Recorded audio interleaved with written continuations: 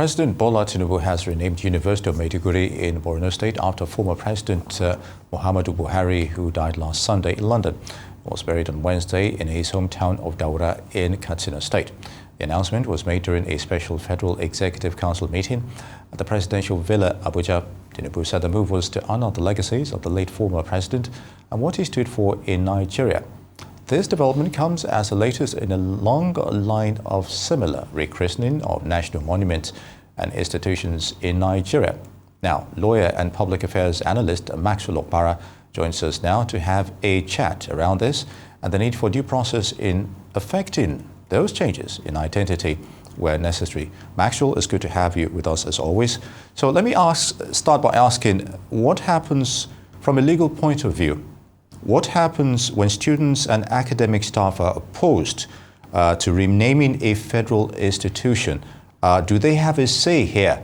We remember the scenario between President Jonathan, former President Jonathan, and of course Unilag in those days. So what are your thoughts? Well, thank you, Ni. Thank you, Kachi, for having me. Dr. Maxwell Opara is my name.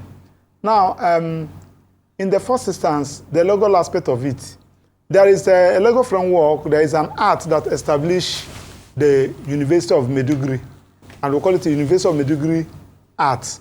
The act, the law that established university, and in that act, we said that the university shall be called University of Maiduguri. So in other words, now that the president has woke up without consultation, without due certain opinion of people, and renamed the university after Muhammad Buhari.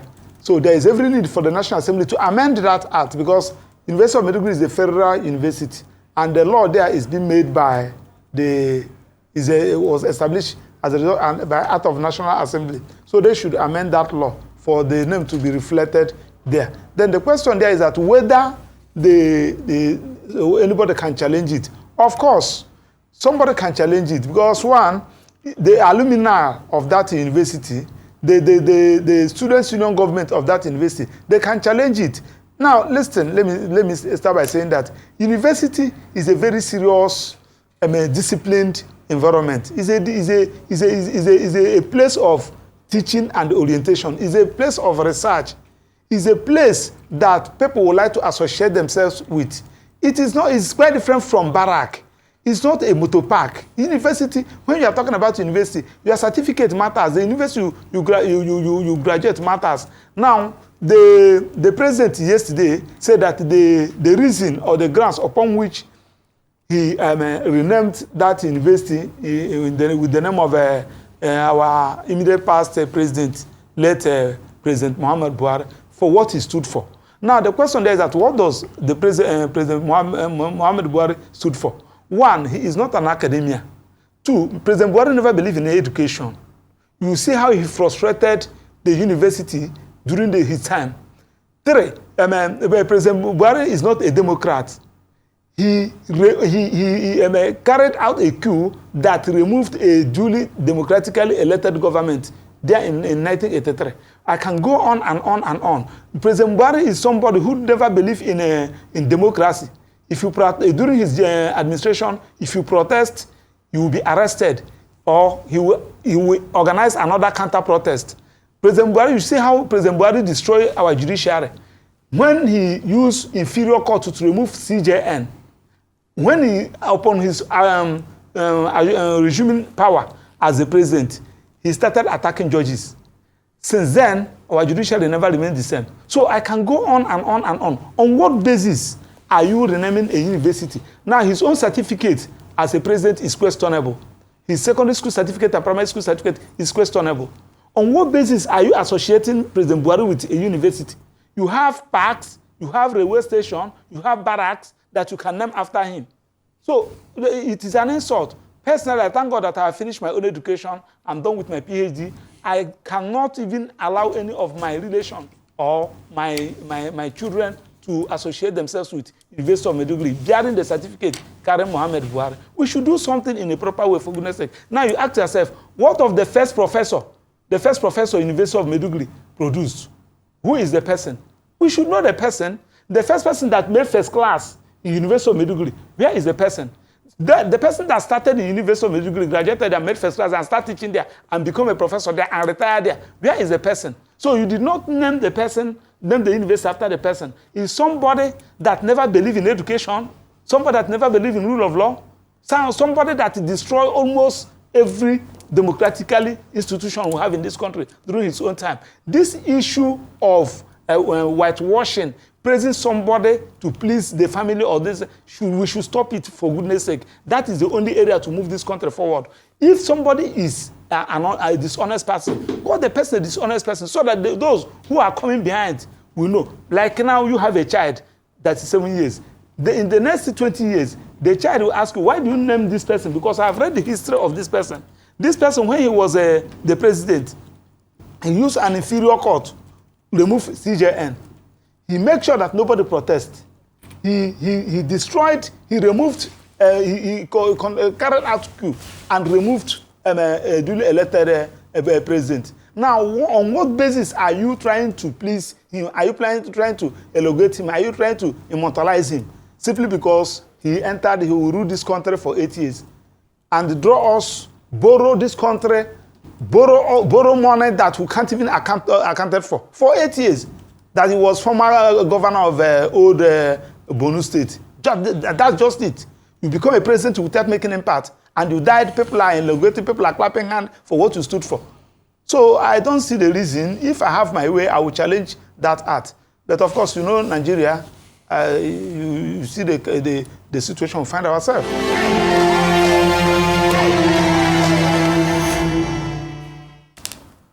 You're still watching Newsday here on the Arise News channel, and we are still joined from our Abuja studios by lawyer and public affairs analyst Maxwell Opara.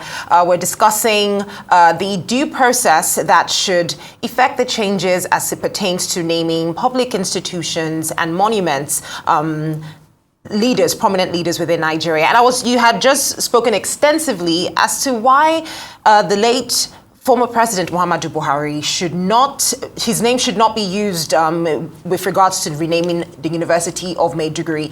Now, I was going to tell you to cast your mind back to when Seyi Makinde, the Oyo State governor, was going to rename the Polytechnic in Ibadan he was going to rename the name to Dr. Victor Omololu Olunloyo.